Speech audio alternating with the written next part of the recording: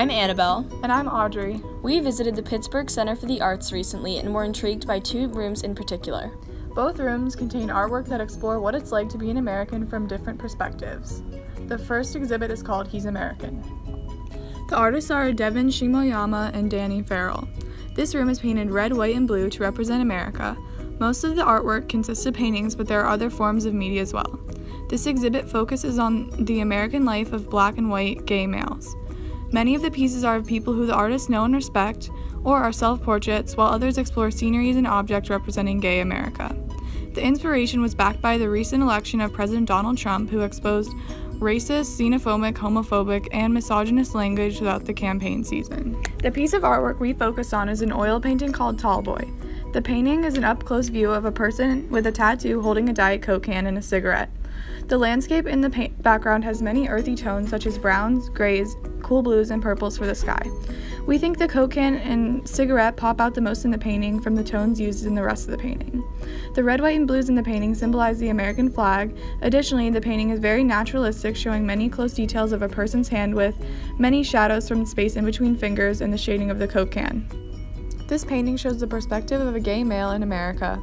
Danny Farrell used many stereotypical and fairly common American elements such as the Diet Coke, cigarettes, tattoos, denim, and even shows us the reflection of two males kissing in the Coke can to show America's diversity and acceptance. We interpreted this painting as a different perspective because it shows us the life of gay males in America instead of a perspective from straight white males or females we commonly see in the media. We saw a different view of American life and what it's like for gay Americans and the beauty of gay culture in America throughout the whole exhibit. We enjoyed looking through the artist's lenses and He's American. Second room that we looked at is called MO Studios by D.S. Kinzel and Julie Malice. This art installation has a lot going on in it. When walking in for the first time, the art seems a bit overwhelming because it covers most of the surface area of the room. Some of the artwork is even on the ceiling. There are also many different types of materials used: paint, marker, paper, tape, fabric, stickers, rubber, mixed media, and more. The pieces that we primarily focused on were the protest signs on the back wall and the mannequin head outside of the exhibit. The protest sign-like artwork on the back wall is called Fill in the Blank. It was constructed by placing layers of tape over one another to create a rectangular frame. The painting is done in many different colors: blue, black, red, green, purple, etc. Some of the paints at the top of the poster have dripped down the sides and middle of the piece of art. The poster is two-dimensional and contains a variety of textures. The painted parts of the poster are oily, shiny, and smooth, although the tape underneath has a warped body, giving the whole thing a kind of wavy look. The other piece of art that we looked at was the life-sized African-American mannequin head just outside of the entrance to the exhibit.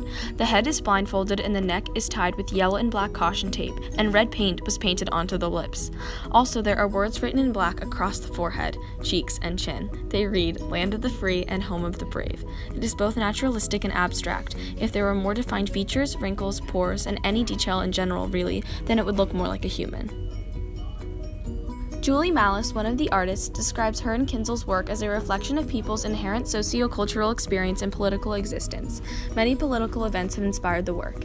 Both pieces of art in MO Studios show a glimpse of how African Americans view being an American. These artworks show us that certain aspects of American culture, like freedom and safety, don't apply to everyone. For example, we interpreted the protest sign as a way to show frustration with people who choose to be ignorant and don't acknowledge the fact that African Americans aren't provided with the same freedoms as white people. Malice says that Kinzel created the sign in response to his experience there and overheard use and misuse of the N-word. For example, the phrase painted on the mannequin head taken from the national anthem is extremely powerful because to us, it is posed as a question. How can someone be in the land of the free and the home of the brave if their life is threatened by police brutality? In other words, these works of art show and encourage us to question the fact that not everyone in our community is treated equally, and some American cultures and rights aren't seen the same way by everyone. The painting from He's American and the two artworks from MO Studios exhibit a fresh and truthful perspective on American culture. Our takeaway from these two exhibits is to appreciate all Americans, even those who may be different from us. Additionally, we will try to understand the different struggles and oppression gay Americans and Black Americans face every day in the U.S.